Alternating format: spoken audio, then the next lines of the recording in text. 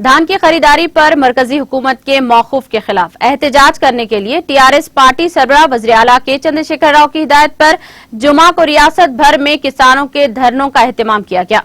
जिले और मंडल सतह पर मुनज़्ज़म करदा किसानों के धरना प्रोग्राम में रियासती उज़रा, अरकान असम्बली, अरकान पार्लिमान, अरकान कानून साज कौंसिल, टीआरएस कायदीन, कारकुनान और किसानों की बड़ी तादाद ने शिरकत की।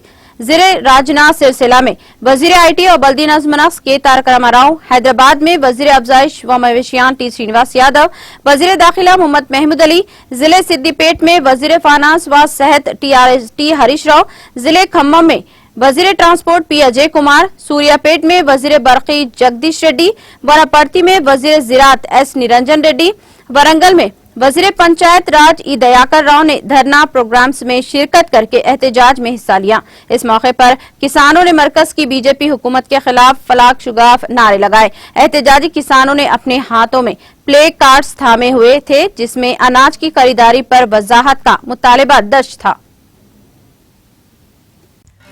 नाज़रीन, हमारे टीटीवी न्यूज को सब्सक्राइब करें, बेल आइकॉन को प्रेस करें, शेयर करें और लाइक करना ना भूलें। और किसी भी एडवर्टाइजमेंट के लिए हमारे इस नंबर पर कांटेक्ट करें। हमारा नंबर है 9550102020 पर।